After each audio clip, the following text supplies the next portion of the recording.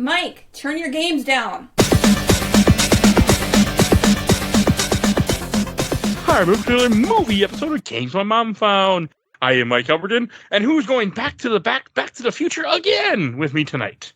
I'm Tiffany Albertin, and that's all I got. I'm Bill from A Gamer Looks at 40, and let's say it together, y'all. Ray Scott. Yes, that is the line we all remember. Say it with me. Ray Scott. And I am Joe Butler, and there is always a Biff, there is always a Deloren, and there's always a watchtower. You had to. You had to. That was Had good. to. That was good. You are not wrong. Oh, I didn't even think about that. But yeah, okay. So we are here to talk about Back to the Future Part 3, which came out in 1990, directed by Robert Zemeckis and screenplay by Bob Gale. And this is the last of the trilogy, thank God. And we started it this year, we're finishing it this year. I can't say that for everything I do in the show, but hey, sometimes I get it right. So I always like to kind of start these out with kind of my history. So I had thought that I'd seen this movie multiple times. It turned out I had never seen this movie before, except for like the opening. That is all that I remembered of this movie. I never saw the end before. So that would have The stuck opening with is me. just the end of the last movie. It's the exact same. So, okay. I mean, apparently I just remember the beginning with him and the Indians and stuff, and I was like, okay, I remember this, and that was it. That was it? And the bright colored jacket that I thought he wore the whole movie. He does not, I found out. Did not know that. So that's my history with this movie. So first time seeing it. What about you, Tiff? I don't know. I didn't remember anything of this movie, but I'm pretty sure I've seen it before because, I mean, it's been on TV a lot. And that's something my dad would have watched, and I'm sure I would have watched it with him, but I had no recollection of any of this movie. Well, that's fair. It's a little bit forgettable, too. Little bits and pieces, but that was it. And what about you, Joe? I've seen this movie. I think the last time I was on here, I said that I watched this one first, and then I watched the other two, which is fair because this is kind of just a movie. But it's really weird because I also see this movie on TV like all the time. Like if I go to when I used to work overnight, if I go to TNT or anything like that, this is pretty much would be playing all night, either during the holidays or random points of the night. Okay. And Bill? Yeah, it's funny. I thought I'd seen this movie like you, Mike. It turns out I haven't either. But I think it's like, to your point, Joe, I think this is so ingrained in late night TV viewing, and considering a person who doesn't sleep ever, I think since I don't sleep, I'm sure I've seen this, and I know I've seen bits and pieces of it. But so this was my first intentional sit down viewing of Back to the Future Part 3. So I have thoughts. Thankfully, considering I'm on a podcast talking about it, I'm glad that I finally get to check that off your board that you never knew that you didn't watch it. All sorts of things, thanks to this lovely program, are being checked off my board. You needed to check that off. I did need to check this off, too. Why? Because I've had that copy of that movie that you watched for probably over 20 years. No, you have? I've had it for a while. I got it from someone else, and I just had it. Who did you get it from? Who? I don't remember. Actually, I just know I got it from somebody. I had it for years. So, finally saw it. So, I mean, as we were kind of joking about already, like, this movie starts off with the end of Back to the Future Part 2, like, completely. And that was kind of jarring. I don't know. I didn't like it that this movie takes place a second. Well, no, it doesn't take place. It takes place seconds before the second movie ends. Yeah. Which is the way the first movie ends, almost. Like, isn't that how the first one does it? Close, yeah. It's just too much. It was very unnerving for me too. I forgot about this, and we're watching the beginning of this movie, my wife and I, and it was actually didn't have to pay for it. It was on Peacock, which we got like a $20 for a year subscription like last year. I don't know when it's re-upping. Oh. Yeah, it was one of those deals like, oh, I'll pay $20 to get a year of Peacock. But of course, I'm sure they're going to charge you now $80 a month once I completely forget when this happens.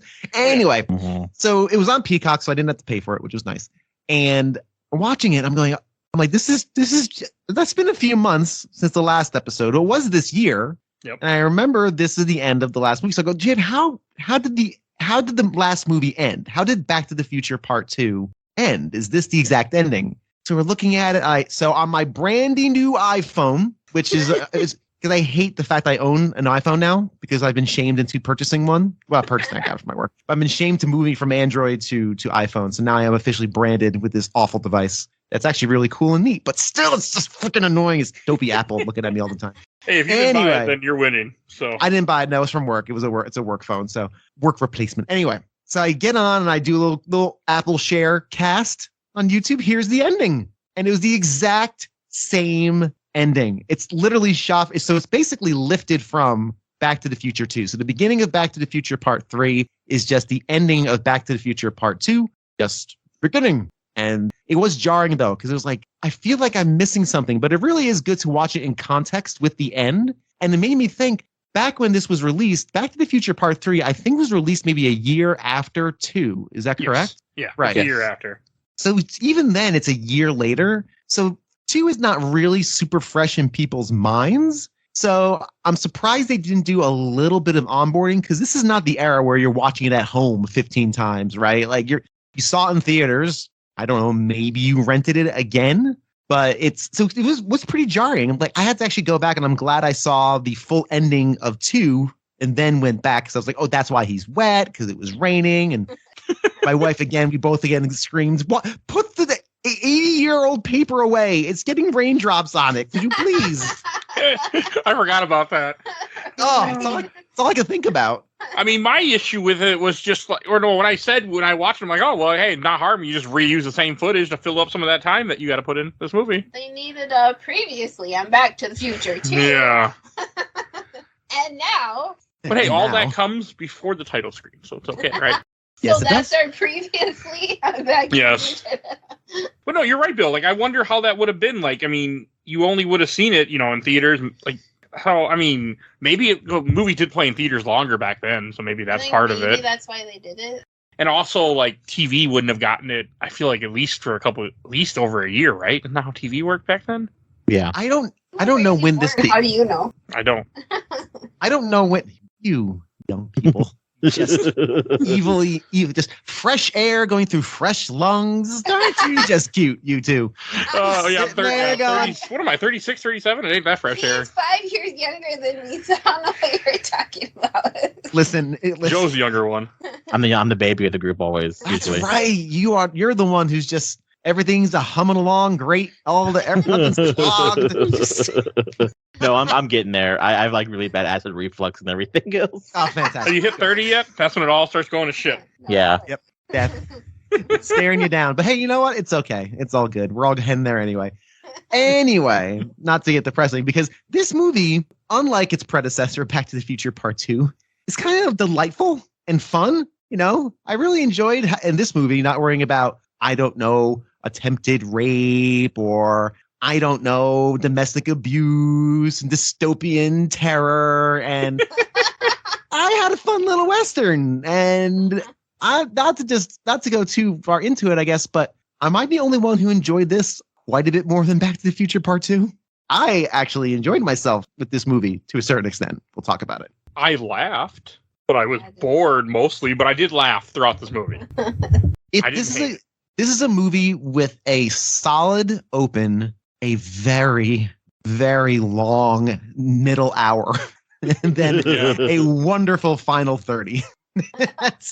That is what this movie is. This Back to the Future Part 2 and 3, obviously, as may or may not know, was all filmed at the same time. Yeah. They were filmed concurrently, so these were designed to be a Part 3, 2 and 3. So these were filmed at the same time, and you can definitely tell they had way too many ideas for one movie, not enough for 2.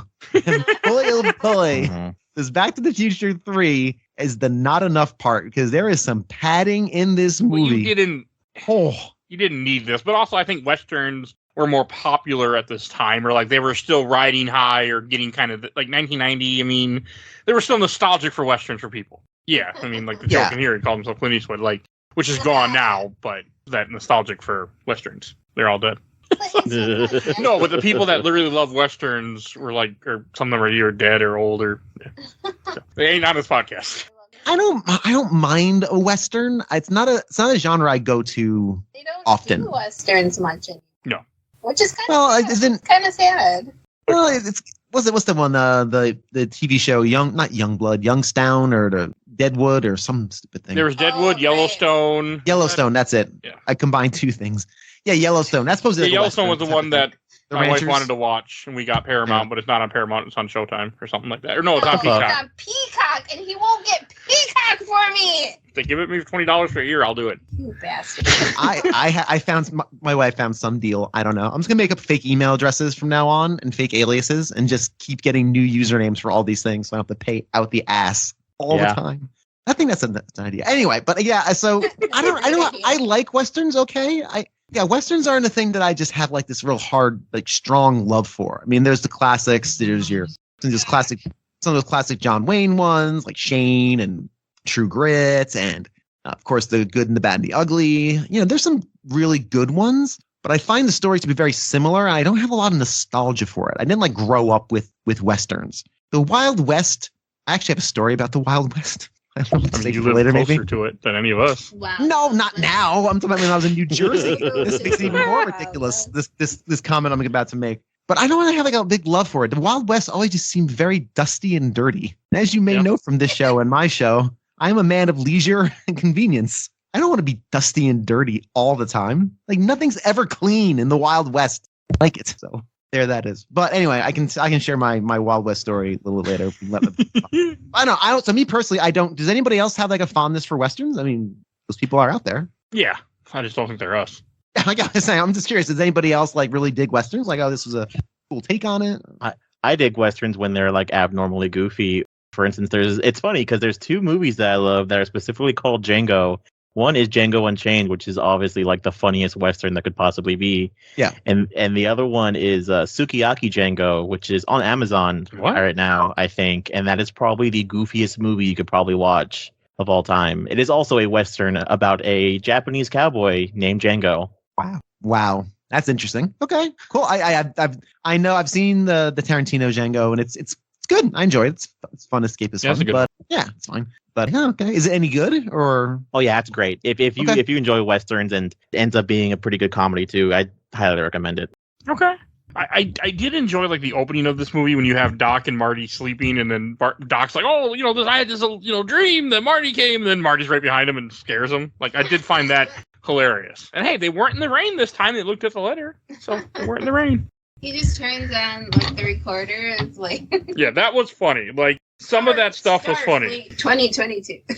I mean, I did appreciate the whole idea that the car is in a mine, that he hid it for 100 years. Like, I did appreciate that. I still don't know how they figured that out. It was in the note, right? In the note, but that detail, like they found. There were a lot in that note. Like they found it like that. We didn't have time. We didn't have time. No time. We didn't have time. There was like an hour of filler. We couldn't have used some of that time to hunt down the car. So they wanted to make sure that you didn't leave the theater and that you were entertained for the first half an hour, so then you're stuck for the whole hour, then you're good for the last half an hour. Oh, okay. Had to keep it entertaining. I mean, because he knew, because it was his mind, right? That thought of it, so he automatically knew. Well, you open a can of worms you're going to be upset about. Technically, that one doesn't know because he hasn't went to the future yet. When he goes to the future, that version goes to the future. Then he goes back. But it's his mind. But not that version of him yet. It was a later version of him when he's older. It was still his mind. But not him yet. That's a different person. I know that. So he wouldn't have that thought. It was still his mind. Because it's a different person, essentially. When I get that he won't have that memory. Yes. But it's still... He can know how he thinks, but yes, again... that's what I mean. Yeah. He knows how he thinks because it's still essentially the same mind even though it doesn't have the memory. I don't like this. Because you know I'm right. I mean, it was on the letter, if I remember correctly, from when I was paying attention. I wasn't paying attention to that part. Yeah, I know. I was very disgruntled that I had watched this movie. Yes. I wanted to watch Medium. Oh, so you forced your partner to also watch a movie when you're supposed to watch something else. I also agree with that, Mike, because my husband was pissed for the whole time this movie was on. Oh, I'm feeling pain. He's like, you have to podcast tomorrow too. I was like, what? You signed up for this earlier this year. You're stuck. I did not recall this. Oh, and then I think there's after they find the car and they go to the mine. Isn't that where they find the gravestone right by the mine too, if I remember correctly? Or is that somewhere else? That has so much information on it. Why is that? The dog finds the gravestone. Okay. The gravestone was funny where they said, oh, he died on this date for $80. Who put all that So there's a weird point that I want to make that I think the movie kind of fucks itself over on time-wise, and I'll get to it when I get to it. What? You're telling us now, and now you're just gonna say I'll get to it when I get to it. Mm-hmm. Well, so they read the headstone, and it says here lies Emmett whatever, and then it says something about his beloved Clara, right? Yeah, his beloved Clara. But they said that the ravine is named after Clara, who fell into the ravine. Right. So Right. she fell in the ravine. How did they meet? Exactly. But since he went back in time, he saved her because he was there. But they saw the picture before he ever met her. They didn't know who Claire was. Like, who's this Claire? And he's like, I must have been some sort of handsome man or something. I don't know. And Yes, but also the version that says that wasn't the. Wait, no. Even when he gets. yeah, because basically what it establishes is that she would fall, but then he would meet her at the party, but he would get shot at the party. But if she fell on the cliff, she wouldn't have been at the party because the party would have been after she fell off the cliff. Because he wouldn't have been out there to meet her because he wouldn't have been out there with Marty. He would have been in the town. Right. Yep, you're right. That's a plot hole. She was supposed to fall off the cliff, which is why they named, and which is again a very funny joke. I know that because we all wished our teachers would jump off that cliff. I remember the name of it, which is again a very funny line. So yeah, you're 100% right. That is I think a pretty big plot hole because he does not know. They don't meet Clara until they've ruined this version of the future or the new version of the future by saving her life. Because I was thinking that because he's back there, he saves Clara, but he only saves Clara because he's with Marty because they're putting the car out and they're getting ready for the train track thing. Otherwise, he wouldn't be there. Right. Yeah. Basically. Wasn't he supposed to meet her at the train tracks? Or, like, at the train? Like, pick her up at the train station? Well, and again, it's not really clear because, again, we don't know what the future was supposed to be. We don't know if they were... So, remember, the photograph they took was, here lies, Emmett Brown, and they were in the... I guess when they were not in the future. They were not in the past yet. They were in 1955. So in 1955, they see the tombstone. Doc, oh my God, you're dead again. Hey, here's more information I know I shouldn't share with you. But hey, let me yelp loudly instead of keep it to myself. In 3 movies, Marty, have we learned? Don't tell people about their past. Let's not mess with this. But no, that's not how it works in this movie. So so I'm just trying working it through, but you're right. So basically, long story short is, I think you're right, Joe. It's a pretty big plot hole because, it says Clara on there, and no one's quite sure what this Clara is, and maybe in that version of the future, he would have met her eventually, like you said, maybe at the dance or at the festival. Yeah, but if she dies that quickly, then he can't meet her. How could he possibly meet her? Because and how? Yeah, they should have had her. What then? Yeah, I mean, because she has to fall in at some point, but it's okay to have that part alter that he went back. I mean, I can buy that, but the fact is he wouldn't have been there, therefore he couldn't save her, therefore she couldn't be on the gravestone. I think it's just a script thing to cement the idea of a Clara. Like, okay, who's Clara? Here's the question that the audience is going to keep in their brain, and that way, when you see Clara, we already know this is going to be a relationship. So it's not. I guess maybe it's not as big of a left turn because this is him falling in love in the old Wild West, the dirty Wild West, is a bit of a left turn for a character, for Doc as the character. Hey, I can buy a guy falling in love with a woman in 30 seconds, okay? I can completely buy it. Yeah, it happened. There's also several other things that I made fun of that wouldn't make sense. For instance, if Marty and Doc were in the past, would they kill everyone because they have vaccines of the polio inside of them? So wouldn't they be spreading polio and other diseases? I know, because you have the vaccine. You're not. The way a virus would work is it'd only be spread if you're having symptoms, then you're contagious. I guess. The vaccine, your body's already built antibodies and beat it. Yeah, but the others have. No, but I don't think it would. Because I know, this is what you get, Joe. I know with the Aztecs, and when the Spanish came, they gave them smallpox blankets. But I think it was more of they had people that were sick and they wrapped them up and said, "Here you go," and then infected them that way. But I don't know. Oh, is it one of us a teacher, Bill? He's not a. I am not a teacher. He's not a teacher. I work in education, and I'm a blabbermouth, but I am not a licensed educator, sir. Oh, okay. I am not formally trained in the practice. No, I'm not a teacher, so I'm a professional Googler. That's what If I I remember this question, Teacher, Bill. I can ask it to a history teacher that I'm going to be talking to on Saturday. So if I remember this, I will ask him I that. mean, text him right now, Google. He should be asleep. Maybe. I don't know, but I'm not texting Google right him right now. now. So now I'm curious because But there's also but you'd also make points like, well, he bought his fancy outfit in the 50s, and I'm sure there's 1950s germs there. Yeah. So would that shirt have? Yeah, who knows, right? But that is a good question. I did find it funny when he dresses in the outfit and like the whole thing with that. It's like, oh, when Doc's like, oh, that's how people dressed back then. Didn't you see the movies? And I was thinking about it, like 1950. Well, no, in 55 it would have been black and white show still, and you only would have had so they would have wore brighter colors with a few times you would see them, so that way the stuff pops out more in black and white. Wayne did not wear shit. No, but I feel like Bonanza had bright stuff. No, Also, it did not. I watch Bonanza every day. And you said you're not a fan of Westerns, Westerns. Come on. Closeted Western fans here. And I help my residents pick out the cute cowboys, okay? They did not look like that. I think our dog's dying. She's fine. Okay. Are you alive down there? So I like the outfit, and that's all. And I thought he wore that the entire movie. That's how I realized I had never seen much of this movie before. As soon as when he changed his outfit, I'm like, oh, I've never seen this movie all the way. Literally on the cover, his outfit he wears for most of the movie.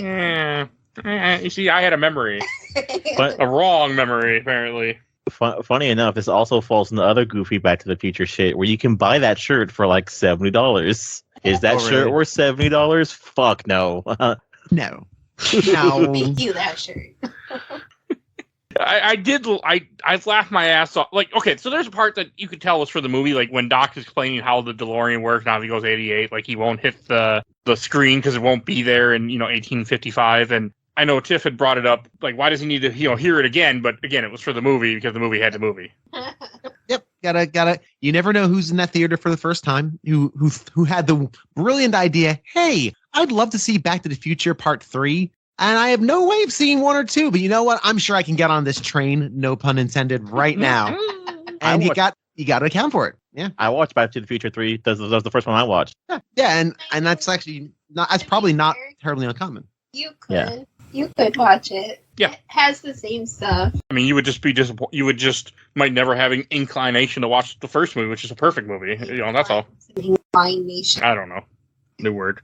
Okay. As Bill has said before on this podcast, English or the language is, I forget the word. Fluid. Language is fluid. There we go. Language Yes, is that fluid. too, but fluid is the word he has used. Thank you. Language is fluid. That's fine. We're not still saying thee and thou, so you can say inclination however you like. Don't let anyone shame you. I do every time. It's just that whole part when he drives through and then all of a sudden there's Native Americans there. Like, that was freaking funny. That was funny. You're like, Indians! Ah! I'm just like, you know what? Like, they should not be seeing a car from, 1985. Like, they should not be seeing this. And I was like, oh, we're going to see the cavalry. There comes the cavalry. Did anyone else again, I'm not trying to be that person, but did anyone else was really uncomfortable every time they said the word Indian? I kept going, a little. I just had this little, like, But at least they didn't stay on it. Like, it fit that they're saying it in 1885. Fit that they're saying in 1955, too. I mean, technically that's, 1985 for Marty, but Indian or they say Indian, but also at Indians. this time in the 80 or 1990, like, I don't think we hadn't adjusted like we should have. Oh no, I don't fault the film for it. That was the common, I guess, parlance of the time. But it still gave me like the little cringe, like, oh. Yeah, it didn't bother me when they're in 1885 and people are saying it, just because that is 100% what it would have happened. But yeah, no, I know what you mean. It was, at least they didn't stick with it long. They have it and they move on. It isn't like, because I was like, oh, we're gonna get problematic in this movie. I was assuming, but thought they were gonna use a lot of different words. Oh yeah, and they get right off it. You see them the one time, and then they're done with the Native American. They don't continue on that, and they could have went in many different ways to make it racist and all sorts of stuff. A couple other racist remarks I can't remember about. Yeah, there were some Chinese comments. I have a very specific one, which goes for the Chinese, is the fact that the insult that Biff's ancestor uses was to call him yellow, which back then was a racist term because you were a cowardly Chinese man. Oh. Yeah. Yep. That's correct. That where that comes from? Yeah, that's where that comes from. Yeah, the yellow man. If you're a fan of the great Bruce Springsteen, he mentions his Yellow Man in the classic Born in the USA, which is, hey, surprise, surprise, not a patriotic song at all. Oh. It is not. Oh, no. Listen to that song, actually. Don't just sing Born in the USA. If you are That's the only if you have a part. certain political bent, you should not be blasted out in your speakers. It is not a pro-American song. Listen to those lyrics. Get on Genius and give them a look-see. Yes, no, the Yellow. Yes, that was. But I mean, you needed the Native American because you needed to have the car get hit by an arrow because you needed something to happen to it to all of a sudden have it leak fuel. Which I was thinking to myself, like, this is one hell of an arrow. Let's be honest. Right? yeah, go- and to also go through like, it wouldn't have hit the fuel line. Wasn't it like It's- C1 arrow that hit Yeah. the car too? Oh, one. C1 arrow. So Yeah, go ahead. that brings me to like my weird plot point. This is Doc's futuristic car, and they later on they bring it up in the movie, which is where the main plot issue comes from, where Doc says, "Oh, hey, you pop the fuel line. Without that, the car can't use gas, and blah blah blah." And it's like it also goes in the whole thing where Doc's not a very good scientist because you think at any point in the future he would have replaced the gasoline in the car for something like way more easily foundable. Like Because- garbage. Like, Yeah. Like just straight garbage, because you think about it, you say like, oh, there's no gas in the past. Well, what about the future? At some point past like maybe 2100, you'd probably stop finding gas too. Yeah. But they never And- traveled that far. I don't. Or wait, no, he did travel farther in the future. Yeah, In the- you did. yeah. You travel farther in the Joel's future right. to get the whatever they call it. I forget to put the garbage juice compactor or whatever they call Yeah, it. the power of the flux. Yeah. Yeah. So to your point, and that's why it's interesting when it's funny how when I see the movie and when you realize the line is punctured and the gas is coming out, like, okay, here's your inciting incident. Here's the problem that's going to start the series of problems. But Marty's reaction is like, bummer. We have this nuclear reaction fission magic energy making machine that powers the flux capacitor at a sprightly 1.21 gigawatts. Surely this thing can also do the same for this archaic machine called an automobile, called internal combustion. Nope. Just for the flux capacitor, that thing is. Oldie time gasoline still runs the engine. It's not a leap of logic for Marty. It's an actually, and he's very like, but we got the fuel line punctured, but it's okay. We got the old flux capacitor. But I feel I'm like sure you can just make a little line go to the engine. I mean, there That should have thing been go. something that you could do to make the engine run without, like, you think. But I guess in 1990, like, we couldn't even fathom the idea of a car without gas. And I think it's. Honestly, I just think it's more MacGuffin. MacGuffin, and hey, Yeah. we got to move this plot along. It's out of gas, and the flux capacitor doesn't make gas. It just makes time travel happen. So I mean, that's kind of fine. the whole plot. I mean, the whole point of the movie is the fact that the car is damaged, so they have to wait for the train, but they only have so many days because he's going to die because the tombstone. Like, Yeah, and it's all these stakes. it's a lot of stakes, and they're kind of artificially hammered in. And these are all, unlike the first movie where everything happens naturally within the action of the movie, within the bounds of the movie. And the second one, which goes further afield, the second one's a bit of a mess almost when it all this back and forth and jumping around and all the leaps it tries to take. This one almost gets too simplistic. Back to the Future 3 really wants you just to forget that time travel is full of paradoxes and holes. It's just chock full of them. And it really wants you to just kind of put your fingers in your ears and go, movie, fun. And to a certain extent you can, but when you get to points like this where it's like, well, hey Doc, how come everything's not powered by this magical device you invented that it takes banana peels and turns it into nuclear fission? Like, why can't this do everything? It's a device that just gets us from point A to point B. I think that's really what it is. Yeah, and they had to have some kind of plot. I just didn't like it that there was so much like, oh, this is going to happen, so we got to do this, and oh no, like, it's just, and how often they keep saying, look, well, we'll do this next week. Well, you won't be alive next week, Doc. You know, we got till Monday. Like, Yeah, and that's when we get to the middle part. And again, when I say middle part, I think the middle hour where there's lots of things happening, but not much momentum. Not much gas is in this car in the middle of it. This thing's getting pushed along until, again, the final 30 when it just takes off and becomes really fun. I have a weird question for y'all. yes. So yeah, we've been through 3 of these movies. Is Marty supposed to be the cool guy in these movies? Because he like whines like way more in this one than he does in the Yeah. other two. Yeah, And I feel like it's a Flanderization thing where they're like, oh, we just got to make him more whinier for each movie. But it's like, isn't he supposed to be like the cool kid? And I say that because I also watch Rick and Morty, and now that makes a lot more sense as to why the Morty character acts like that, because they got that from this and not the other Back to the Futures. Yeah, that's a good question. I don't know. I think that also, yeah, I don't know. I'd have to think on that. I really don't know why they made that shift. Maybe time traveling dulls remove some of the hubris off a boy. I don't know. I do like all the Seamus stuff, like the whole, he parks his car at the bear cave, he runs, he falls down, and when he wakes up and he's like, Mom, I had the weirdest dream, and it's Leah Thompson from the first movie. That was hilarious that they brought her back and that he's playing the Seamus, which is the Seamus. I did like all the Irish accent like that. I thought that was pretty good. Pretty good with He did. It was a good Irish accent. It was a pretty solid accent. Not gonna lie. He did pretty good too. This movie, and also Back to the Future too, and again, it makes sense knowing that these were made right next to each other, essentially. It's really, this movie, and that's why I opened with the Great Scott. Great Scott. Let's all chuckle and put it on the t-shirt. Great Scott. This movie really likes to hammer in those old tried and true catchphrases and all that reiteration. Him was a dream again. And in part two, part one, it's great. Part two, it's a cute callback. Part three, it's overstayed its welcome. I was waiting for him to have a skateboard part in this movie too. Yeah, right. On the back of a horse. Yeah, I was waiting for something. Like, was he gonna grab just a wheel or a board? And I was trying to figure out how he'd do it. I was like, maybe he's got like a little baby wagon. Nope, he just gets dragged by a horse, which technically he'd be all bloody and bruised and beat up from that. But hey, he's fine. My wife and I both were like, oh, he would not be walking after being drugged through the streets of the Wild West City there. Like, mashed into boards with his head. Oh, he'd be screwed up. Like, yeah, being dragged is terrible. Concussed, more than just a muss. He'd be, yeah. And then, of course... Any blood. No, it's a kid's movie. It's a kid's movie. Or a family-friendly movie, let's say. It's a family film. Family film. Rated PG-13, wasn't it? I don't know. It's PG. It's all PG. It really? Yep. Mm-hmm. It doesn't say on my wiki, but okay. It might be one of the weird... I have YouTube playing right now.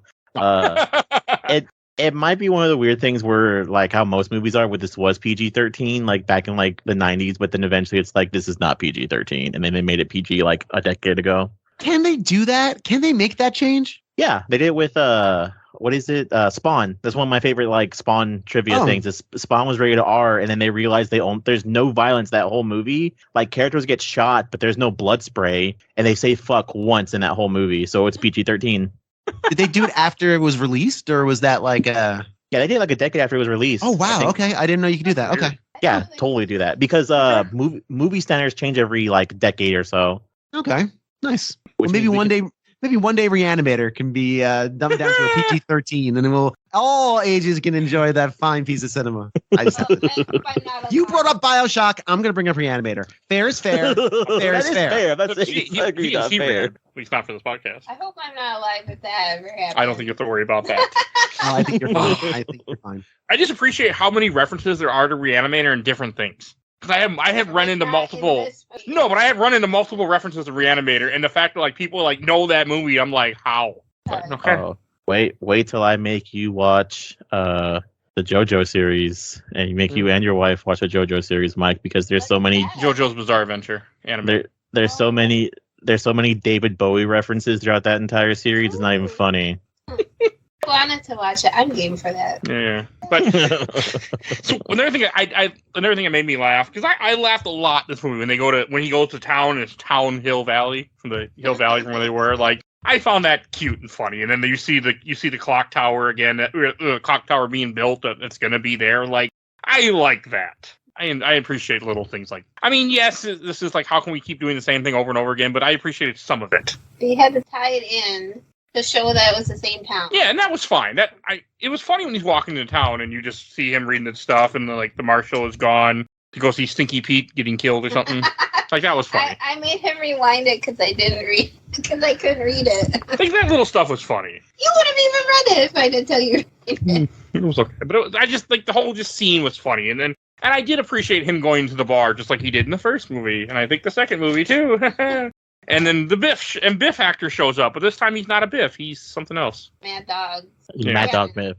He's a Tanner. shambling maniac. Like Yeah, he really is in the this. character, the Biff character. Of course, does he share the same last name? Tannen, right? Yeah. Yeah, Tannen. So share the same last name. This Biff character is almost indistinguishable from the previous two. He's covered in muck. He's constantly drooling and growling. He's literally he's gone feral. He's like a feral ghoul in Fallout 4. He's devolved into this strange, stammering, growling creature. It's very odd and very cartoony, but kind of fun at the same time. Yosemite Sam. What's that? Yosemite Sam. Yeah, Yosemite Sam. He really is kind of a very nasty person in this too. Like he's like, I want to kill people before breakfast. Like just everything with him. He's just kill people after breakfast.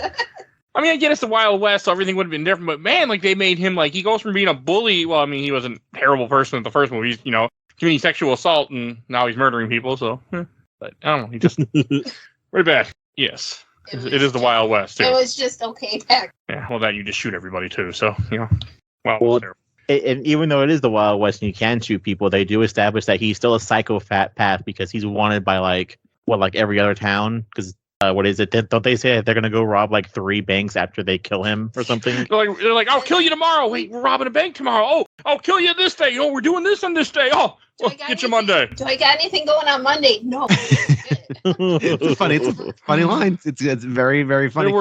There was some funny stuff. I mean, again, I laughed during this movie multiple times. I was laughing. So Now, I mean that has anybody ever seen anything with the actor that plays Thomas F. Wilson plays Biff? All the iterations of Biff, all the Bifferations, if you will. Has anybody ever seen any other movie with that man in it? No. He's done other work. He has. He's done a bunch of movies. Not a single one that I have ever seen or heard. I heard about The Informant. He was in The Informant, which is that Matt Damon movie from 15 years ago. He was in Atlas Shrugged Part 2. What, did he owe someone money? Like what? Atlas Shrugged Part 2. I wonder if the people need to have a hard time getting work. I don't know. Yeah, there's a lot of things with especially being in in Hollywood. If you cast yourself as a villain, especially as a villain, 3 times in a row, you're probably not going to find work after that. I think a lot of people that play villains for their first time roles have issues finding work after that because people always associate them with villains, and some people just keep doing it for the rest of their career. Ooh, he did a lot of animated stuff. He did a lot of voices. That's what you do. What? He was in Batman the Animated Series. He was in one episode. He played Robin in Robin's Reckoning. I've never seen a single episode of the animated change series. That someday, sir. I know. People tell me it's wonderful. I don't know. I vote you watch it now for the holidays. I'd like to. He's been Pinky and the Brain. He's in New Batman Adventures. He's in a bunch of Buzz Lightyear, Star Command, Johnny Bravo, Ghost Whisperer. He was in a lot of stuff. So he did a lot of voices. That's the takeaway from this nonstop lathering. He was Tony Zuko in Batman the Animated Series. Oh, 14 episodes. And he did video games. He was in Wing Commander 3 and 4, and Prophecy, Star Trek Voyager Elite Force. Are any of the Star Trek games good? Are there any? I have no idea. No, there's so many, and I don't think any of them are good. Generations is good for 360, from what I remember hearing people say. But I've never. Back to the Future games, Star Wars: The Old Republic, just additional voices. He literally just went in there and did rando NPC 52. Oh, he's in Shattered Dimensions. He was Electro. That's a good game, by the way. I mean, he's not that handsome. Fair. No. I would never pick him as a leading man in anything. but you know what? But this is we're very going off a field on Mr. Wilson here. But he does. I could see him though as a character style actor. Yeah. But I think maybe his role was so iconic and so just painted to him. I can imagine it was very, very hard for him to get any other work after. Oh, he was in Legends of Tomorrow as Henry Haywood, whoever the hell that is, for 9 episodes. So okay. I would have. I watched the show, but it's been a while. I never finished. But in this role, in this movie, so I'm just gonna try to steer us back. It's fine. Good job. I got you back. I got you back. In this movie, he is unintelligible. He's just jabbering monster 52. It's fine, but it's fun. I can't remember what happens in the bar, but I just remembered I just put in my notes he gets dragged by when they throw a rope around him and drag him through town. But I don't remember what the. You're gonna skip over the part where he dances like Michael Jackson? Yeah, no. I put in my notes. No. That was cool. It's before he calls him Mad Dog. He doesn't like being called Mad Dog. Okay. Yeah. Yeah, I did like when he danced like Michael Jackson. That was funny. And then like, what the hell? And then they start shooting at him, and that's what makes him do the Michael Jackson dance. Yeah. And when he does the big spin, and he ends up stomping onto the spit bucket. Yeah, the spittoon That was covering hilarious. him People in. collect those stupid things now, by the way, Oh in my 2023. Oh, People do. I have watched Dumb Enough. I really, really like shows like antique stuff, and people will buy those stupid things. So. Yet you won't let me collect shit like that. No, of course not. But people do. He yells at me, we have enough junk. Says the man who still has all these Xbox videos. Hey, until I can other ways to play them, they have to stay there. Yeah, And then the oldie time spittoon. Yeah, sorry. And to add to this movie, they're about to hang him because he called him Mad Dog. Like, oh, we haven't had to hang him lately. They're like, hang him on the building like nothing. Like, I'm like, They're just watching people. I mean, it is the 18. Well, to be fair, it's 1800, so it's not that far off. Also, everyone's afraid. I mean, all that was. I mean, technically, all that was accurate of what probably happened a lot in the 1800s. Well, according to all the Westerns, yes. and Red Dead Redemption, both 1 and 2. I really need to play 2 someday. Oh, Oh, and I forgot. This is how Doc and Marty meet because Doc has like a modified rifle yeah. with a freaking like sniper thing on it. I thought that was cool. Can we get one of those? That was cool. We don't like guns. That was such a Fallout weapon. I loved it. Yes, it was. You know that thing was called the strengthened. Oh, I gotta think of it. Oh, damn, what's a Fallout ass name for that sniper rifle? Strengthened lever action rifle. Strengthened lever action combat quickened rifle with extended barrel. It was cool. Oh, it was great. I was It was like, a nice introduction to Doc. And like the whole him yelling at him like you owe me $5 for the horseshoe and $70 or $75 for the horse because I shot the horse. I was like, what? That was funny. This all makes I mean, he's like, oh, that's the $80, and I'm just like, movie. Sorry, go ahead. No, you can go ahead. What I was gonna say is senseless. You probably have something much more interesting to say. No, I was gonna say isn't that the same thing of like every other movie where he's like, hey, you messed up my ride and you owe me like $100, and it's like, oh, equivalent of it. Oh, I didn't do the math, nor did I bother to watch the other 2 movies to see if it's around the same. Like, okay, but yeah, I forgot. That's like each movie. Oh. Yeah. Except it's Doc this time. Yeah, because Doc was the one that was going to get killed. Normally, he always wanted to kill Marty. He still wanted to kill Marty. Good point. Oh wow, that's a lot. $5 in 1885 is worth $158 today. Holy shit. Damn. That's an expensive horseshoe. Yeah. They did not do the math because that's not what horseshoes cost then or now. So it's work and labor probably. But everybody that still has seems horses. way too high. That's way too high. Have you ever tried putting on a horseshoe? God no, but I watch TikToks with them people do it. Does that Then count? I'd like to And see you try. And we loop back to that, don't we, Michael? We really do. To horse TikToks. Yeah, I forgot I talked about that in a previous episode. That has not been released yet, but yes. And then $75 in 1885 would have been $2,653. Looks like a horse couldn't have cost that much in 1885. Oh. I know nothing about the economy of the 1800s. I can say in Red Dead it wasn't. I think it was cheaper than that for a horse than $75, but I don't remember. It's been a while. You know what? $1,000 is a little bit. Yeah. I mean, in the 1800s. Was that loud? Why did you flinch? You scared me. Both. But when Marty gets back to the lab, whenever he gets done with like the whole goofy ice cube thing, does he put on the Clint Eastwood outfit? I think this is around this time, yeah. Because he gives him different clothes. He's like, why are you wearing this stupid getup? He's like, who put this on? He's like, you did. Yeah, it's cute. Yeah, it's a very cute little idea. Yeah. I did like the whole Ice Cube thing, too, where he asked for ice water and they laugh at him. That was all. I like all that. Water? Well, to be fair, they didn't drink water because the water was shit. Because they didn't understand. I don't think when did they figure out to boil it was how you kill everything? Probably like the 1900s. Yeah, because they just made beer, and beer was safe, so they just drank beer instead. So, I think it was, like 1800, I think it was kind of the same way. You just drank beer. I'm going to say, Bill, you watched a bunch of Westerns. Is Marty wearing like the actual like canon, like Clint Eastwood outfit? Yeah, it's the good, bad, the ugly. Yeah, it's got a Clint Eastwood vibe. It's got the poncho. Yeah, it's kind of sort of. Yeah. Okay. It's I'm not a. It's close I'm not enough. I'm not an I mean, expert. It's not exactly like he doesn't have. I've watched those movies. Definitely something. Yeah, it's close. It's close enough. Like this is more accurate to the time too. Like the stupid outfit. Yeah, or than an urban cowboy, a midnight cowboy. Yeah, it's not, yeah, that's the vibe he was going for within the 50s era. Yeah, I think it fit the stupidity, and I did find it funny when they like the whole I think this is when you have the whole diorama when they kind of show like here's what we're gonna do, and here's they try to get the horse to go fast. Well, first they try to get the car to go faster using the horses pulling the car, and they're like we can't get more than 35 miles an hour. And what a jump too! Like what an absolute time jump! Like from talking about, hey, how are we going to get this car going? To I guess they really wanted a cool shot of horses pulling a DeLorean for I don't know some product or commercial. I don't know. Sure, very odd scene because I'm sure the scientist, the genius who made the juicer that turns banana peels into nuclear fission, I'm sure he can figure out that 6 horses can't pull a car go 88 miles an hour. No, I mean, because no amount of horses could. You don't need to test this. Like, you don't need, this is not something you need to kind of put into a trial run. Your time can be better spent doing other things. Outside, because they had to be outside for the train, for they could go to the ravine and save Clara. I think that was kind of it. Maybe. It was just a weird. No, they didn't need that. No, there was no need for it. Where'd you get to 6? Again, these are the things that are popping in my brain that shouldn't be popping in my brain during a Back to the Future movie. Because they should just be having fun. Because they go to horses.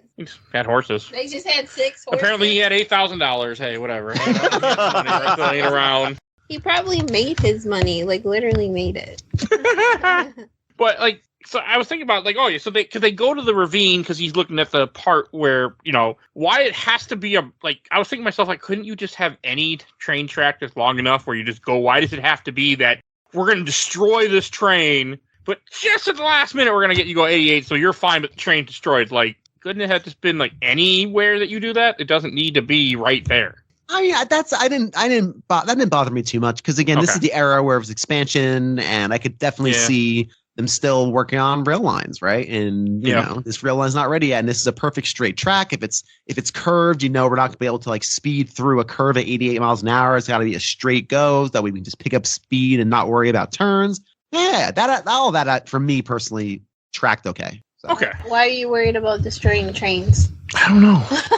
Because it just seems stupid to me. Like, why are you having a plan where if this doesn't work, you're going to death? Spoiler alert, it's just a toy train. That train is worth like $6. That train is worth like 6 horses, okay? You have to...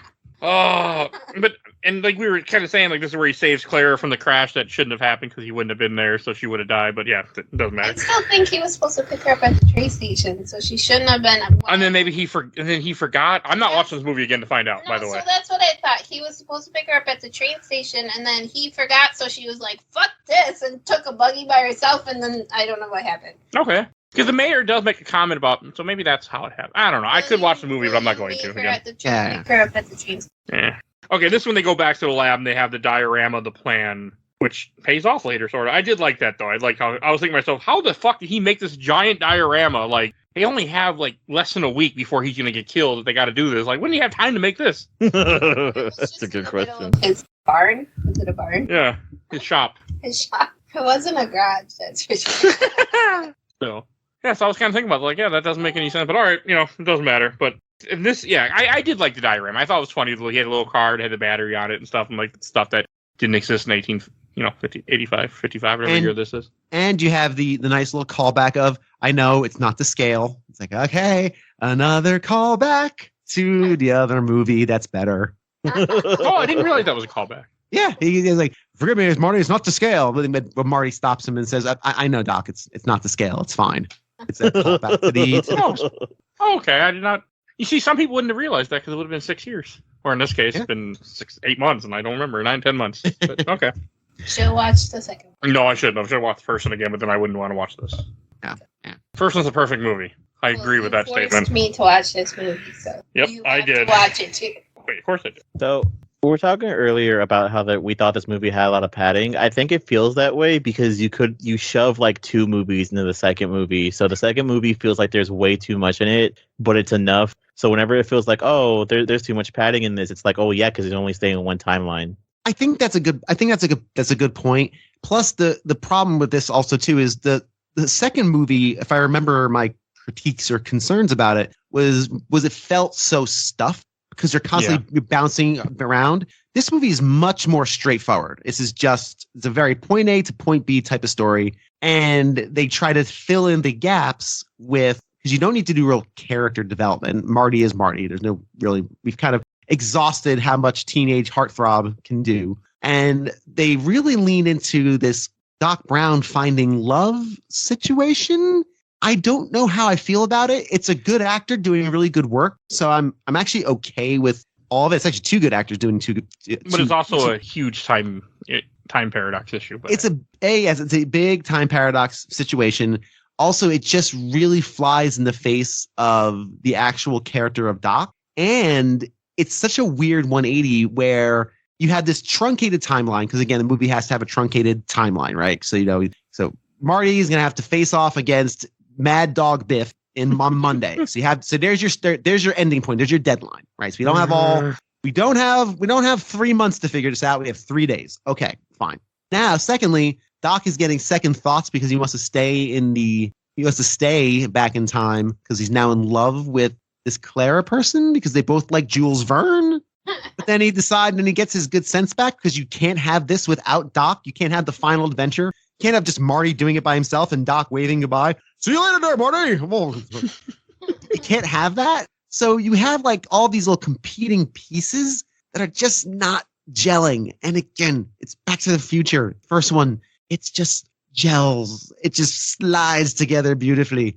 And this one, it's just not. Yeah. Just not. And I just kept thinking, man, I care about Doc, and it's nice that he's finding love, but none of this is just meshing quite right. This all feels a little too written. I've said a lot in the show before where things get too writery, and all this feels very writery to me. Oh, I thought you were gonna make a joke where it was something about that Doc Brown's like 70 and the woman that they like hook him up with is like 30. I know, that's good. That's good. Yeah, well, I don't know. I didn't think about that. You ain't wrong, unfortunately, but because at minimum, how old he is, 70. Like at minimum, Doc Brown is like 50. I want to say because there's no way that man is at 40 at most. No. No. He is at retirement age. He is. But she finds him dashing because not for nothing. It's the 1800s. She doesn't have a lot of choice. Is she gonna go for Mad Dog? Or the other hicks at the bar? Or the other hicks at the bar? Yeah, right. Choose Exactly. him too. She reads science fiction. Come on now, she's not gonna be hanging out with those hayseeds. Let's go. I do like man of the culture. The clock dedication scene I thought was good, and yeah, that's fun. I like that. Everything with the Doc and him dancing with Clara. Like I like all this. Like cute. Just yeah. I mean, it was like and then when they take the picture in front of the clock, which they see later, or like he gives them the end of the movie. Like just little things like that. I enjoyed that. The shooting gallery thing was kind of funny, but I didn't get the point. Like all of a sudden he's a great shot for some reason. He gave it to him in his left hand. No, that's the game he played at the arcade. Yeah. It's also the game he played at the. In the first movie? And the second. Oh, and the second. That's why Remember I did not. In the arcade future game where he shot and the kid's like, that's a baby game. You have to touch it with your hands. Yep. Okay, now I do, yes. Yeah, unlike the slick and exclusive Xbox Connect, where you don't have to use or touch anything with your hands. That thing worked. And again, that's a perfect example of this movie again trying to hammer in. You know what? I just had the thought. I had a thought, y'all. This movie is trying to check off the boxes, and that's the problem. And 2 does the same exact thing. When the writers, the people who wrote first Back to the Future had no boxes to check. They just made a beautifully tight script, and they just made a drumhead tight script. And it was so good that like now, every subsequent movie, we have to have these references. We have to say Great Scott at least 7 times. We have to have a scene of him shooting something with a gun. We have to have a chase scene. We have to have manure. That's why I think this just doesn't have the panache or the elegance of the first one, because now we're trying to like hit the beats instead of just making something cohesive and fun. We're trying to do the late 80s, early 90s thing of, hey, here's what sequels do. Sequels reiterate upon themselves. That's why they're sequels. So we have to do these things. And that's a perfect example of, why does this guy have a handgun demonstration at the festival? I guess he could. I mean, I don't know. I've seen weird stuff at festivals, but seemed close enough at the time. Yeah, and that's fine. Again, I don't mind. Yeah, it was the Colt revolver, the gun that won the West. Yeah, I don't mind. Again, I don't mind that as far as like if you're gonna do it there. That's perfectly fine. I didn't realize it was a callback. But yeah, it's just the nature of the callback. Oh, I thought it was going to play a part later that he was a really good shot. So when he fought Biff, I thought, okay, he's actually going to be able to shoot Biff. I made a comment about it. I can't remember what I said, but I made a comment about it. I can't remember. I have no memory of this. I clearly don't either. Just that I made a comment. Okay, but that, I would have liked it better when it wasn't a callback. But I did laugh that when the Marshal shows up and the Marshal's the actor that played the principal. I thought that was hilarious. He had to point that out to me. I thought that was hilarious to see him like that. Did y'all notice that the band is ZZ Top? Yeah. Yeah. It is ZZ Top, right? Somewhere. Yes. Too. I was expecting like a ZZ Top song. And they just were like playing. I wanted something. Yeah. It was ZZ Top. Sharp I knew Dressed it Man. was. Come on, something. Jamie, if you ever listen to this, my wife, it is ZZ Top. I told you. Thank you for corroborating She's that. going to listen to this. None. There is no Okay. chance. Sorry, That's no what I offense. thought. My wife doesn't No listen. offense taken. My wife doesn't listen to podcasts. My wife hasn't listened to one episode I've ever done. One. It was pretty funny, but that was I have made over 550 episodes of this podcast. You listened to one, so I get it. like your 5th episode or something. Second. Okay, fine. Oh, and he remembers which one it was too. Yes, I do. I was in his early days. I was supporting him, and I was doing overnights. That had a lot to do with it. Yeah. You did overnights after that too, by the way. Did I? Yes, and you didn't listen anymore. I was taking naps. Mhm. The way I see it with my wife, she hears me do this show. I am a loud human being, and our house is not that big. She's already heard half of this conversation anyway. She really have to. It's Kinda fine. with Mike. I've I already genuinely don't heard mind. half. If he's recording with you, Bill, I can just imagine what you're saying. Am I that predictable at this point? Have I done this show too much now where all of this has become stale? Not stale at all. But and then in my notes you have him checking in the guns, but he still keeps a gun on him. He pulls a gun on Doc. I forget why he pulls. Oh, because he wants to dance with Clara, I guess. He also wants That's his why he pulls a money. gun on Doc. He just wants his money. Yeah, he just. Yeah. Yeah. And you have the frisbee joke. I don't know why that thing was called a frisbee or why we had frisbee in the pie pan for, but unless that's a reference to I don't know either. how frisbees came, I don't know. I don't know. Yeah, that's how Frisbee came. The Frisbees was the name of the company that made pies, and so people would play with their pie tins as toys. So they decided to turn it into toys. That's what they're called, Frisbees. Oh, okay, cool. Interesting. Okay, cool. I had no idea. Neat. And I was waiting, and this is when you have the whole stupid scene. He calls him Yellow and challenges him to the duel on Monday. Can't do it on Sunday. That pencil you in. I mean, it was funny. I laughed. I enjoyed it. Like I was waiting for him to say chicken because that's what they do in all the other movies, but they just say yellow. And then I didn't realize in the Wild West, they say yellow. Yellow. I mean, I also didn't realize that yellow was a racist slur, but all right. Yeah. Big yeller. Look, it's an oldie. It's an oldie. Yeah. Not a goodie, but an oldie. Again, it's kind of one of those things.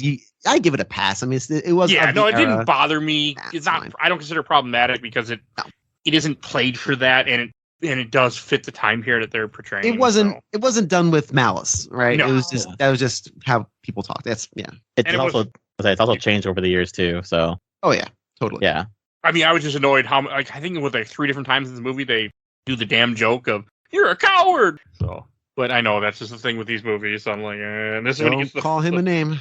He gets the free gun, which really doesn't even do anything. I like how Seamus, his ancestor, was like, don't let them get to you. Why do you let them get to you when they call you stuff like that? And I'm like, yes! Yeah, but you think the ancestor would have not burned it through the blood for all of them to be like that? But hey. I want to know when it started. And it's also when this is the point when he's talking with Seamus, where you can tell he's dark. He's in a darker area than Seamus is. Like you can, I mean, again, I know how filmmaking works, 90s. but it just bothered me. I'm like, this is like really noticeable that they're not next to each other. It was really noticeable to me. Other than I knew that's how he did it. And every time you say 90s, my brain goes places. It's the 1990s. So we're not going to go there again. Oh, can we? No, I already did that on a episode that has not aired yet. So. Oh, yeah. But- In the 1990s, it was art. See, Joe, that's what. Okay. You don't remember from our Power Rangers episode? No. Okay. I can remind you. What was it? I went to a museum. No, it was like a TikTok of a little kid telling his mom she went to a museum and saw penises. Because in the 1990s, penises were a thing. Okay. And it was art. You don't remember this joke? I remember that joke. Every time I hear 1990s, that comes to my head. And it's the 1990s. Civil rights are a thing. I don't know what movie that's from, but it's in Kendall's friend of the show, has been on the show before, in his opening podcast, one of them. And I have no idea what movie it is, but I always hear those two things come to my head every time now, unfortunately. It's fine. I have in my notes, you had Doc talking to Clara. I don't remember what, I think this is just they're getting closer. And then you had to have more detailed notes. that's fine. And then this is where you have the breakfast machine. Again, another throwback to the first movie.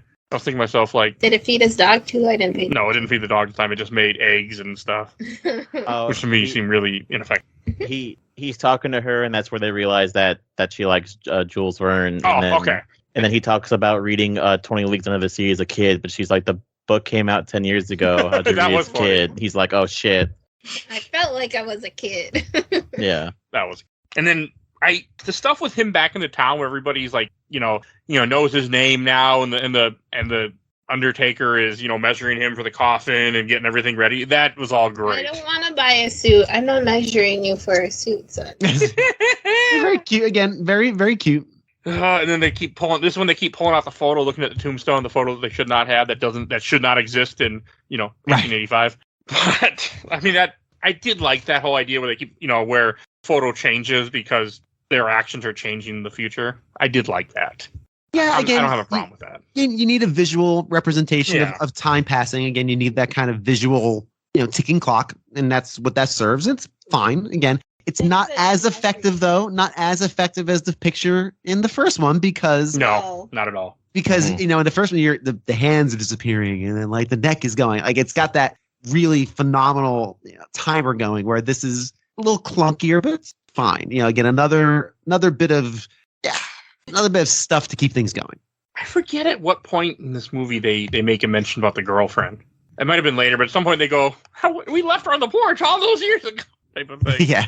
But okay, I have my notes. They put the car in the tracks, which to me didn't make a whole lot of sense. But okay, I mean, I guess, but the car would fly off. Whatever. They make it work. And then this is. So, Tiffany, you had comment about this. When Doc goes to tell Clara he's leaving and she's all being way more saucy than she should be for the 1800s, you were saying? Oh, when she opens the door? Yeah, she's inviting him in and everything. Yeah, she's just in her, night clothes and hair's undone and, oh, the shame. My goodness, lady. What are you doing? You're an unmarried woman and you're in front of a man and you're in night clothes with your robe open. For shame, the whole town's gonna know. I like she's a modern woman. You see, she reads Jules Verne, so she's no Neanderthal. You see, she's sexually liberated. Parasite? What the hell? Yeah, parasite. God. He goes that voice. That's where I go. He knows. I know. Every time, I love it. One of our never-ending jokes in this podcast. BioShock. You wouldn't know. In the 1990s. That's what's coming of her never-ending joke too at this rate, unfortunately. I like how when she's like, "You tell me the truth," she's like, "Well, I come from the future. I got a time machine, and I'm gonna be leaving back. Like we should." Have to lie to me. And I thought that was hilarious. She just slapped him. He's like, "Why do you lie to me like that?" He's like "I told you the truth." And all of this is so fillery. This is such. Oh, you want to talk about fillery? We're about to be at the most fillery point the whole movie. Yes, I know, but this is one of the many things. Yeah, boy, I'm looking at your notes. Take that off the table as a word. Fillery? Yeah, fillery. She doesn't like my word usage. I don't like it. I'm creating a new word. This is padding. And again, all this is very strange because again, I don't mind the idea of Doc falling in love and finding a partner and some connection. But the expediency and the speed in which this is done is so, again, writery. It's so scripted. And again, coming from the provenance of a movie that's so clearly, it doesn't feel like it.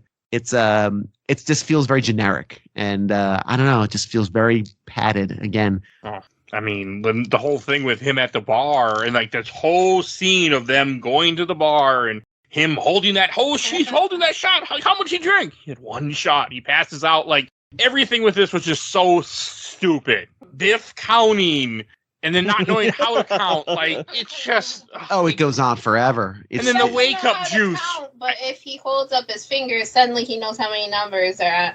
I mean, isn't the wake up juice while he's counting too, or is it out? Like, it's just too much. They make wake up juice. They write a novel. They shine their shoes. They do their taxes. Much happening. Yes. And Clara, this is you also Clara boards the train too. Oh, that's right before he starts counting. But it's just too much stuff happening, and it's just so stupid. And the town be like, well, if you don't stay for the fight, then you'll be a coward. Everyone will know you're a coward. It's the whole country. Like, I'm like, this is just stupid. Also, Clara very slowly buys a train ticket too, because it shows her buying a ticket and then boarding the train, and then I think also waiting on the train until it starts up. You mean the bus? The train that thinks it's a bus, where you can just stop it all of a sudden without anything? Yeah, okay. Not how a bus works either, but it really upset me. It really upset me at one point when she's on this train a little bit later when people are talking and she just pulls the string, the train just comes to a complete stop and she gets off it. Right, because everyone needs an oh shit handle on a moving steam locomotive. Those cars are not connected to the locomotive. They're not. There's not like a wire going to. No. What? The engine was like a giant pail of water just takes off the steam. And then just stops. Like, again, very silly. And again, this movie really hoping you're just going la la la. Couldn't they have something where she's like, "Sir, I have to get off. I have to," and then there could have been but I guess I don't know. I don't know. It bothered me a lot. They needed an immediate stop because that would take too long after all the fillery stuff we had. Thank you. It's not making good use of your time. And all this, like her getting off the train, her hearing about the old guys talking about how Doc was so upset about this girl. All this is happening during the time that Biff is counting and they go outside before he's about to shoot Doc. Like, all this happens between that. Like, it's just never ending. It never ends. And the problem here is, again, we're dealing with people we don't really care about. This movie could have been perfectly fine without Clara. We didn't need a love interest for Doc. The only reason we have a love interest is to make the movie longer. It's really the only purpose. Give it the trilogy ending they wanted to give it. Yeah, but I understand that. And I again, all this is in service to, I think, what is actually genuinely a very fun ending. So I'm going to forgive a lot of these sins because the way it ends up is, I honestly think, is a lot of fun. Even if it's a little silly and contrived, it's still, I think, a good time. People walking on speeding trains is fun. It's just a natural part of life. But I have issues with this train part that we'll get to. But yeah, I guess there are some, again, weird things in there too. But we'll get to it. This whole thing, just like you said, takes forever, and because we're dealing with things that have very little to no stakes. Like, all he had to do was not show up to the fight. All he had to do was what he ended up doing anyway. And he just said, "Hey, I don't need to deal with this monster. I'm going to go out. Do you have a back door to this place? Yes, it's out back. Fantastic." And just do that. Like, all of these problems. And again, this movie is really trying to trade off of this very convoluted style of escape where we're going to, again, push the DeLorean to go to 88 miles an hour by these MacGuffin wonder logs he made that magically make the right color smoke, which is actually good filmmaking because that way you can visually see what's happening. It's literally a visual green, yellow, red, and like can't paint it any brighter for the audience. You skip my favorite part where what is it? He actually fights Biff or Mad Dog, wherever the hell his name. It's Biff. It's basically Biff every time. Biff is fine. Yeah, and he gets shot, and then he ends up revealing that he's wearing a makeshift bulletproof vest, and he ends up just beating the shit out of him. Okay, that was fun and cool. cathartic. Yeah, it's fun. I enjoyed all that stuff where he has the, and again, you see him by the furnace, and he and he grabs it. Like, I liked that, and then when he does hit him, and Biff falls into the manure again, like, it's funny. Again, do you see the part? I actually laughed. I actually got a good laugh. I had a good laugh. I was like, that's okay. It's more shit. Did you all see the part where they forgot that Marty's carrying a gun? Because I love the part at the bar where they're like, "Are you gonna go outside or not?" And they throw the gun across the counter, and you see Marty wearing a gun. He goes, "I already got a gun," and I feel like they legitimately forgot that he was wearing that in the movie, and they just kept it, I guess. And they just kept it in, yeah.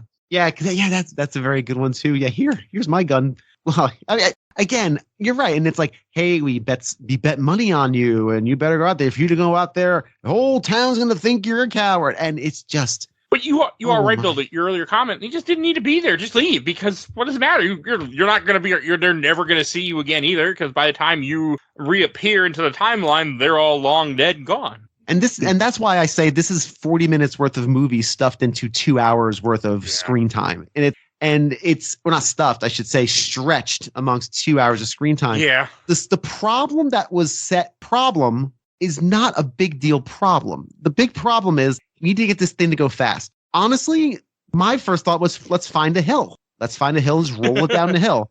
Now they paper over it in the conversation earlier in the movie where he's like, oh, we find a really long hill. But there's no hill around here that they would do that from. But there is a ravine. I don't know what the terminal velocity of a 2-ton car is, but I'm sure it's a heck of a lot faster than 88 miles per hour. Yeah, And you are a scientist that once again built but also, if you drop nuclear the car reactor out of a garbage machine. Except you would die. No, well, you'd hit. Right, you're right. You're right. It would work. You would hit 88, and you would go to the future, and then you would die. The future and be dead. So good point. It would work. Good point. Wouldn't work. So they kind of paint themselves into this like silly situation in which there is there's no sensible solution. Where again, the solution to the original Back to the Future feels a lot more natural. Yeah, it just feels more baked into the world. Like, hey, this is an impossible task we can do, but it seems doable on the surface. This one, to have a train push a cart at 88 miles an hour with magic MacGuffin logs, it's just so contrived and silly, and it's a stretching of an idea, and that's why I think this all feels very thin. Yeah, and all the stuff that when all the stuff leading up to the whole train, like after they finally get done with Biff, and like where Clara runs to go meet them and misses them, and she sees the time machine in the barn, and like when they go to the train, like we were thinking about this earlier, they're like, there's people on this train, like they're just gonna murder people. See, they never mentioned anything about did they mention? No, yeah, they did. Yeah, they did. Oh, okay. Yeah, they said they were going to Yeah, they said they were going to disconnect the train and we just take the engine. We missed that part, and so we were both very confused. I mean, also, like I was thinking about that. They stop the train, they take the train, they disconnect the cars, then they start the train to push the cars. Like you could have just taken the train, disconnected the cars while it's running, throw the guys off, and just keep going. No, you can't. Actually, if you know anything about trains, the force of the car. Tell them. The force of the cars pulling each other pull those things tight. So you have to make sure they're loose before you can separate, or else you'll never be able to separate because they get. Okay. I'm thinking of Batman, and then they do that in Batman shows and stuff. See. Anyway, but that didn't bother me. You got to stop the train, and all that's fine. And actually, all like holding up the train, like train heists were a thing. Like that was a thing in that era. So all that works for me. It was funny when he's like, "Is this a robbery or whatever he says?" Like, it's more of a science experiment. That was funny. Very good. It's a very funny joke. I like that one a lot. This is when we're having fun now. I'm having fun. And since I'm having fun, I can forget about the goofy things, like all the dumb things you're going to talk about in a second about this train sequence. Oh, the train stuff was fun. It's fun, though. I'm having fun now. Then Clara shows up, and you have Clara climbing on the train. Stupid. And how they don't notice Clara until Doc is almost on the car, and just, the longest quarter mile in the history of quarter miles. Right? Oh, boy. Oh, God, I didn't realize it was just a quarter mile. And she's it's like hanging on by a thread. Like, that dress is not made to hold that woman like that. No. Dresses were made differently back then. Just everything with that was just too long, and I mean, it was fun. But I like the cartoonish aspect when she holds on and it goes, and she's like flying like a flame. Okay, there was some funny shit with the train and how the fires go, and he's like, "Oh, the next fire's gonna go, Doc!" And I mean, it was funny with the MacGuffin freaking things they throw in the fire that somehow burn for so long before the chemicals are released. Whatever, like it's fine. Yeah, and again, and it's and the hoverboard being used that was carried throughout this entire movie, like in the just there. It was just in the car, wasn't it? Yeah, but that was fine. Like it was. I enjoyed that it was used. It's not like he carried it with him. No, but now because now we're in the third movie of this trilogy, and we've seen the perfection that is the first Back to the Future. We expect if something is in a shot, it is going to be used. Like these movies don't have fat on them, right? And so now everything's being telegraphed. Like, why would he bring the hoverboard with him in the car? Obviously, it's going to come into play at the end somehow, right? So again, this is the filmmakers being they know how to put these pieces in order and how to make these things work. But again, there's just not enough to propel this movie at a brisk pace over the course of 2 hours. But again, this ending part, I don't mind the fact that they just made up a fake log that knows exactly when to time the other log. I didn't either. And what's beautiful about Doc Brown, and this is throughout all the movies, what's beautiful about Doc is that he says things so fast that you half hear everything he's saying anyway. So he can just spew pseudoscience. Like, they're designed to go off at a certain temperature, so it propels it at a steady rate. And you're like, okay, great. The train's moving. Let's get going. Come on now. An hour and a half. So all that's fine. But this, again, we have motion, we have action. This has got, it's very, the pacing, even though it is slow, I like the pacing of this scene as just a scene. If we hadn't had an hour of slow paced dragging stuff before it, I think this as an encapsulated YouTube clip is actually pretty good and fun, and it's as a standalone piece of like action cinema. So, again, like this, I was expecting Doc and Clara to get into the car. I was a little surprised when Doc ends up going off with the hoverboard and saves Clara, and then Marty gets teleported to the future. I wasn't expecting that. I didn't think they'd make it in. I mean, well, once they missed the point of no return, and Marty, of course, taking forever to let the board go, just scoot it on back there. Like there's nothing to aim. You're going straight to get the board back there. Again, you're building tension. It's a movie. Okay, it's fine. We're having fun. It was fun. As soon as they got on there, like the other part of the movie, so it was okay. As soon as they got on there and they kind of go off on the side, like, whoa, then I was like, okay, that makes sense. Oh no, well, sorry. Exactly.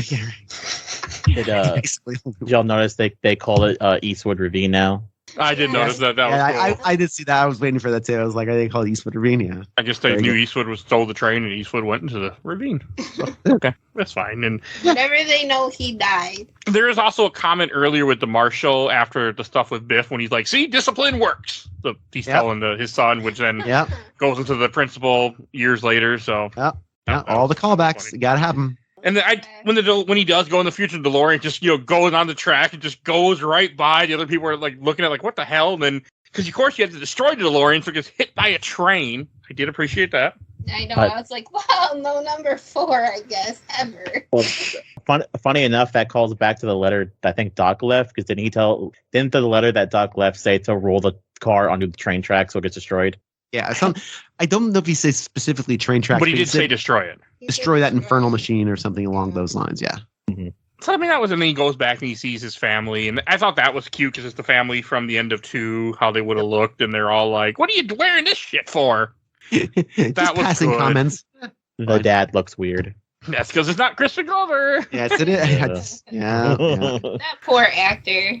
It's the guy, Jeffrey Wiseman, who, if you look up his credits, he's most well known for Back to the Future 2 and 3. So I thought that was hilarious. That's what the guy's best known for is not Crispin Glover. And thankfully, his girlfriend is on the porch that she belongs to, and not some random person. And that no rock was kicked where she ended up moving down the road or something, and she ended up sleeping on someone else's porch. It was just like that is how you know you like that was okay. That was funny, but like oh. And she's like, I had the weirdest dream. And I'm just like, this is such a mistake where they should not have had her in the end of the first movie, but they wrote themselves in a corner and they're like, well, here you are. Oh no, I didn't really like it. Yeah, but you are right, Joe. Like, they're lucky things didn't change and all was in a different house from that time to this time. But hey. Then he gets and has in the car from the end of the first movie. Then this is when he almost races a car. So I don't drive. Y'all drive. I don't Weirdly drive. enough, I don't drive. Okay. Would he be at fault for that if he was driving normally and that car pulled out? Because he didn't have a stop sign. Or is it just that it's a rich guy? So because it's a Rolls Royce. So if it was a rich guy, he probably would have sued him for every penny. Technically, it would have. If he had been driving normal and the car pulled out and hit him, it would be their fault because he had the right of way. If he was speeding and they pulled out, it would be both their fault essentially. But rich guy, yeah. I mean, it is funny because they're like, he grew because they said you're yellow, and then he spins the car around for some reason. Like, you could have just, not went, I guess. Okay, it was fine. And that's when the fax from the second movie that says you're fired goes away, which I was like, why did she keep? I don't know why she had the fax of him getting fired in the future, and why did it even matter? But okay, it showed up in every room, including the bathroom, when she was hiding out in the bathroom, and she like grabbed it and like threw it in her pocket. Okay, that's stupid. Yeah. It is stupid, though. I do love the fact that at the end of the series, all completely, we find out that Doc Brown is just some kind of Time Lord.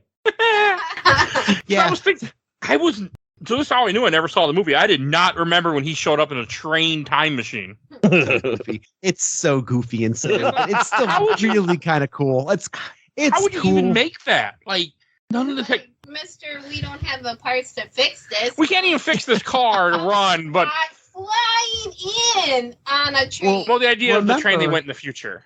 Well, remember though, the whole inciting thing, the reason they had to do this on the rush in the first place is because they wanted to make sure he doesn't die. Oh, yeah. They wanted to save his life because they knew that Doc was going to die in 3 days. Now, if that wasn't hanging over their head, they could have very sensibly said, "Hey, you know what? Let's give this a couple months. Let's think of a good plan. Let's lay low. Let's Why didn't they just take Doc bide our out of time." town? What's that? Yeah. Why didn't they just take Doc out of town? Could have been too simple. Yeah. Well, I think they genuinely want because Marty genuinely wants to go back to 1985. He doesn't want to stay. Again, he's like me. He's like there's no electrical outlets and this place is dirty. I don't want to stay here. This is fun. So I don't want to be here with the cowpoke. No, thank you. And when Doc shows up with Claire and has the 2 kids, we know it's at least been like 10, 12 years because those kids look to be like around 10, at least one of them. And look, let me just state something here about the family. I am not this person outside of this podcast. I promise you. However, I have to state this because this was stated by my wife, and I also agreed. So I am complicit in these comments. I've said it on the show before. I will never complain about someone's appearance. It's a really shitty thing to do. Just in general, people value beyond the way we look. Boy, oh boy, those 2 children that they hired to be the kids in that scene were so distractingly strange. I could barely see his steampunky Willy Wonka outfit that he was traipsing around in. The one kid just kept staring off into space, and the other one, his mouth kept going like, nah, nah, nah. I did not notice this. They got 2 of the strangest children on the Hollywood B lot to assist in this. I'm watching it. There's like the younger kid is like opening and closing his hands really quickly, and like running his like tongue through his non-existent teeth because 8-year-olds don't have their front teeth. Yeah. Could you please tell those 2 children to just stop? Just don't do things. Hey, you 2 children, you're failing at the one job you have. And again, you're kids. I'm not expecting much. All I'm expecting is you to stand there and wave. That's really it. All right. And again, I'm not trying to get on you kids. I'm not trying to say extraordinarily ugly children. I'm sorry. And look, that's a shitty thing to say. And I apologize to those 2 kids. They're probably supermodels now. They probably are Rhodes Scholars. I'm a dummy on a podcast at 10 o'clock at night. What are they doing now? Am I wrong, Joe, in that this is it was extremely distracting? It's extremely distracting. And I apologize to the listening audience. I apologize. I was like, hey, the movie's over. To your listening audience because it makes me sound like a horrible person. But it was so distracting, I had to comment because my wife and I both were like, boy, could have picked any other 2 children. Those children are not equipped to do the meager task as what their charge. Whatever. Yeah, I just looked. Tiff just looked them up. You're right. They just look odd in this movie. It's just the outfits too. I think everything goes along with it, and it's just the fact other than that, I think the fact that we have a going door train is so freaking cool, and a flying train is so freaking cool. It was cool. It was just where we're going. We don't need tracks. I am all for. I am all for this dopey bonkers and complete fiction breaking. By the way, completely fiction breaking because it's the whole thing. We have to destroy the Deloren. Can't do this anymore. I wish I'd never built that infernal machine. Because you alter time, but he's altering time even more, and he obviously went realizes to the future, and again, he realizes that time is this delicate fabric that must be protected, and you can't monkey about with it like it's. And then, choo, choo, here comes the time train. And then it's all like, well, the future is what we make it. Oh, yeah, great. Thanks, Doc. You didn't learn anything. That's the filmmakers. Super not trusting the conclusion. And mind you, at the end of 2, it says the conclusion. They said this is the last one. That's somebody. But that's somebody. Very good closure. No, it's not. Well, it's leaving Doc in the past would have been fine closure. Like he found love and he stayed in, and that completely makes sense. I mean, the guy didn't have a good life in 1985. Really, you think about it. He had nothing to go back to. You're right. Yeah, so it would have been a fine ending. It feels like studios got involved and said, we can't end like this. What if we want to make more? Bingo. Yeah. That's exactly what I think it is. So. It's the studio saying, hey, filmmakers, I know you guys had like this idea for a trilogy and a tight trilogy, but you know what? I bet you some kids are going to want like a cartoon in like 5 years. I bet you, it'd be really cool to sell would be, I don't know, the time train with the gull-wing door flip upside and the steampunk outfits. I'm certain we could turn this into an animated series in 5 years. Let's leave that window slightly ajar for derivative works. That is derivative works, the ending. Yeah, you're exactly right. I totally would believe that was a studio machination just in case. Yeah. Is there a weird alternate future where we have like a Back to the Future TV show like the Ghostbusters and Godzilla, Men in Black? Yep. I also told my husband, because we were watching this movie, he's brought up the same question, which was like, how do you even make a time traveling train? And I was like, maybe he re-engineer or de-engineer or whatever. Maybe he used the weird hoverboard technology, and that was like so far in the future. Maybe he reverse engineered it and then used that to make the train. I mean, the elements are all there. Just got to process them some way. And hey, he built a giant contraption to make breakfast automatically because of callback. So, I mean, nothing is outside the reach of the mind of Doc Brown and his plucky wife and his 2 unfortunate children. Unsettling children. Yes, they are unsettling children. Those kids should have been in Hereditary. That would have been so good. Those were Hereditary kids, not Willy Wonka. Totally. I mean, and to be fair, there's nothing. I mean, there's the cartoon, but that doesn't really count. There's one game that came out from Telltale in, I think, 2015. Yeah. Which is essentially the last Back to the Future thing we got. It's canon. Is that canon? Yeah. Yeah. No, 2011. But I can't. Yeah, there's no way to really play it now. I mean, I was looking online. I think there's ways I could download it, but I have to look to make sure. I want to play it. I have it on PS3 actually, but can we play it on PS4? No, because it does not work. But no, this game has lost the time because you can't buy it anymore because Telltale went out under in license. Stupid Telltale. So, but yeah, that's I guess the conclusion of the series. But I want to get to it, but we'll see if that happens or not. So I'm not a big fan of Telltale games. I was traumatized after the last one I played on this podcast. Oh, but I like The Walking Dead. That was such a good game. We should play the second one at some point. I do want to play the second one just because, but at the same time, I'm just like, I just don't know if I can handle that depressingness. If it makes you feel better, the third one's a lot better. Man, those. Whew. But no, I do want to play this game just to wrap up the whole. Just to see where it goes and see how it ends and see if it has a decent ending or not. But yeah, I don't know if that'll ever happen. Funny enough, I think I'm not 100% sure, and if anyone can ever correct me on it, and maybe I'll put something in the Discord see if anybody knows. I think they retcon the terrifying children, and the main villain is like Doc Brown's daughter or something. So we're not the only ones who noticed. I guess maybe. Kids. Yeah. God, I feel like an asshole saying that really, dude. Like I couldn't stray from it. I'm sorry. Yeah, you're fine. It was pretty funny. All right, we should go to shelf stacker box, and I'll go first. I'm gonna put this in the stack. I didn't hate it, but I didn't love it. It was fine. I finally watched it. I finally got to talk about it, and I probably will never watch this one again. But I'm happy I saw it. So going on the stack, and I appreciate that it exists, and I'm good. What about you, Tiffany? Well, since you put it on the stack, and since I am married to you, I'm putting it in the box. Okay.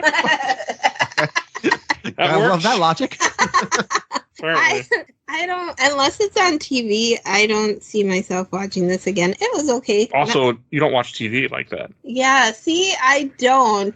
Sherry, think my answer. I still think I'm putting it in the box.